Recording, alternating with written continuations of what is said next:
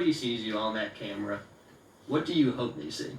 I hope they see a person who might be a little nervous, but is definitely overall outgoing and, friendly and inviting. I hope they see just a person, like any person. I hope they just don't see big, like, BPD letters on my face. Not that they know I have it, or horns popping out of my head, because that's what they've always been told to believe. And I hope they just see a person who's struggling, who just needs some extra help from time to time. You never know what's gonna set you off. You never know what's gonna be a trigger that day, and then you're reacting, and it's really hard. It's really exhausting to, live an extreme constantly, almost 24/7. The first symptom when you look up BPD is trying to avoid real or imagined abandonment. And so when we feel we're being abandoned, or when we actually are abandoned, we do anything we can to get them to stay. And that some of that stuff might be manipulative. It might help the situation, it might make it worse, but we're just trying our hardest to get our worst fear not to happen. And we oftentimes do whatever we can that we think will work, or that has worked in the past, to get that to happen.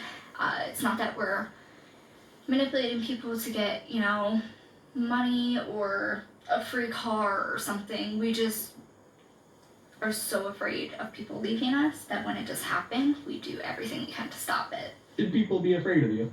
No, I don't think they should. No.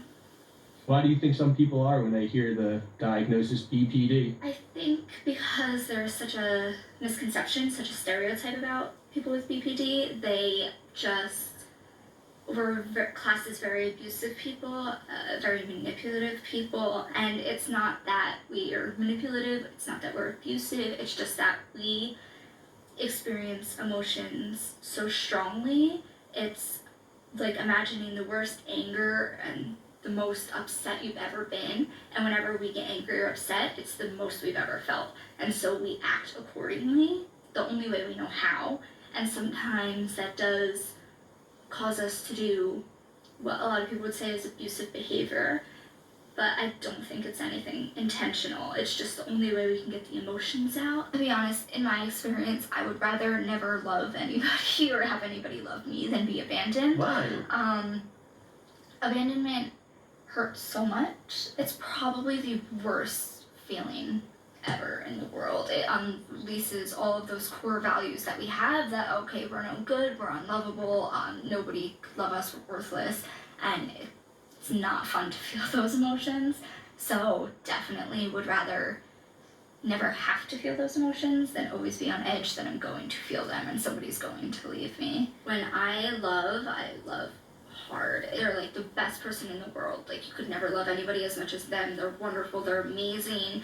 And then, when that perfect person leaves you, you're like, well, wow, I do feel worthless. I do feel horrible. Like, I am all these things. If he loved me, if he wanted to be with me, if he didn't think I was worthless, he would stay. And that's definitely what triggers all of those negative core values and just makes me off the charts. You have the screen right there where you can see yourself.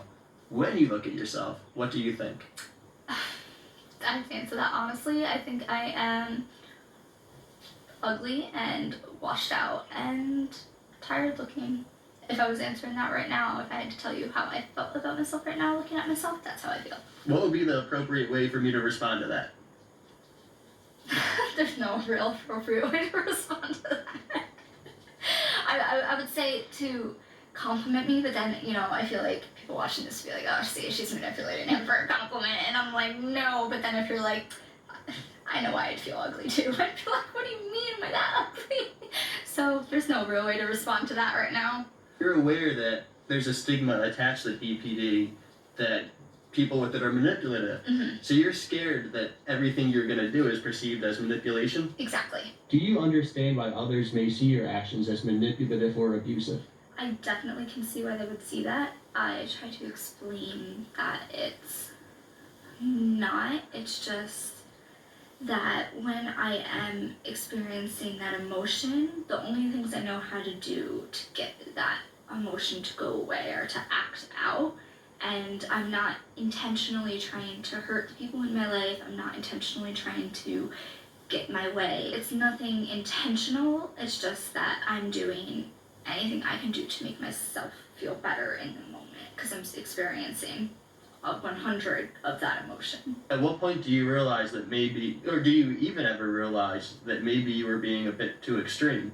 I always realize when I'm being too extreme. Like 100% of the time, even when I'm acting that way, I understand that I'm being extreme. I am hurting people. I am hurting myself. And I just feel like there's nothing I can really do to stop it until I come down from being at a 100 level to whatever level I'm able to calmly access my coping skills and reassess the damage and try and fix it from there. My most harmful behaviors are definitely hurting myself. I have hurt myself a lot. I pull hair, I choke myself, I've hit myself, I drive very recklessly, which I would say is kind of a form of self-harm because, you're not really caring if you drive into a wall at that point. I've cut myself, scratched myself, I've bent my fingers, bruised myself, pinched myself, so those are definitely some of my most harmful behaviors. What's it like for you if somebody says, whoa, just chill out? Upsetting because I wish I could chill out, but I can't. There's probably nothing more in the world I wish than to chill out when I'm upset, so telling me to chill out doesn't help. It just will make me more emotional. When you're having that self-harming behavior, what's going through your mind?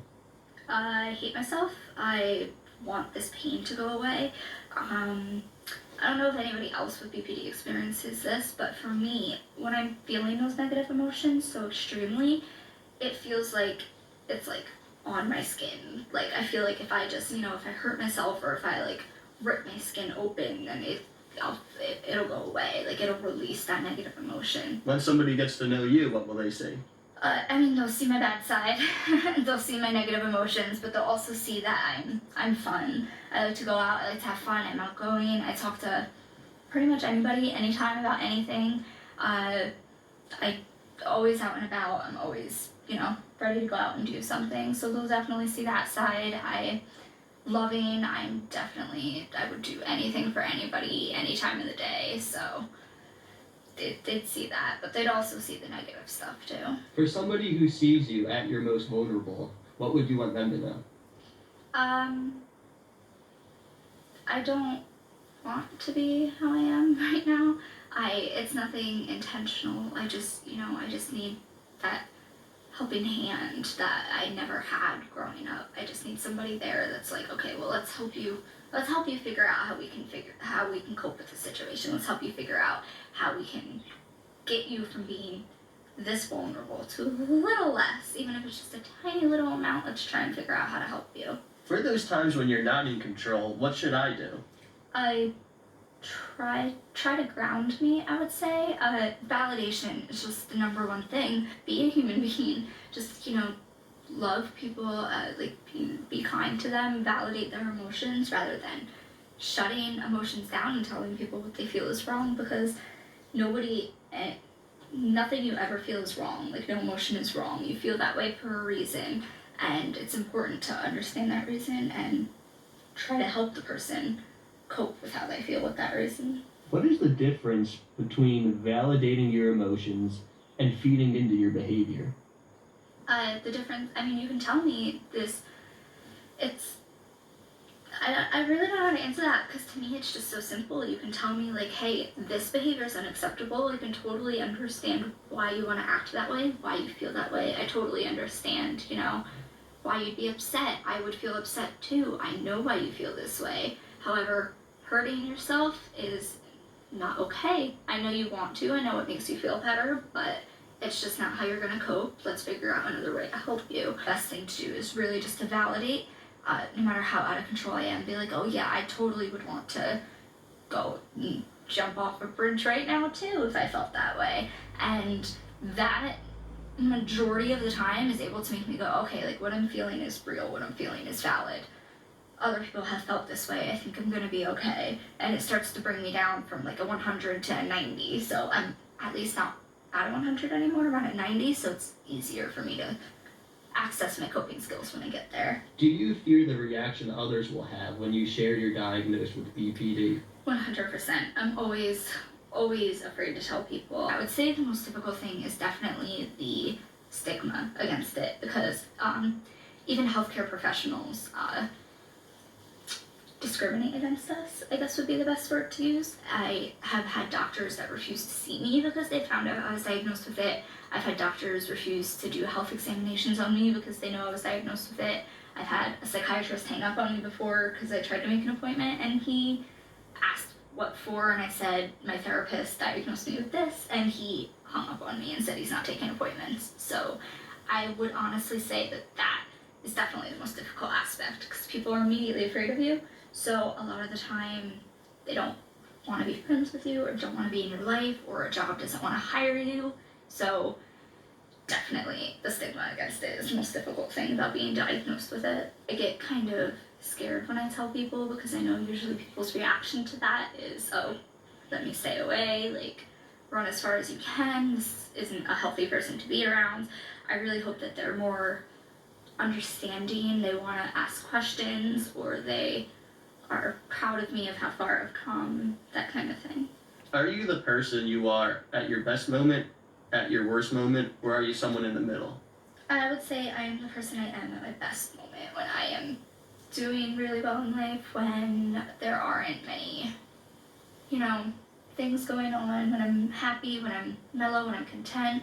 I would definitely say that that's the person who I am. I am borderline. That does not mean I'm abusive or scary or mean or evil to be around. It just means that I just need a little helping hand in managing my emotions and walking through life. And that doesn't mean that I'm a horrible person. It just means I need you to be a little more patient with me. Right now, do you truly believe you're deserving of love? Yes, the only reason I can say that right now is because I've been in a good place these past few days. So I definitely feel that way. However, if you ask me in a week, that might be a different story. But as of right now, I feel that I am worthy of love. I feel that everybody's worthy of love and having somebody to love them.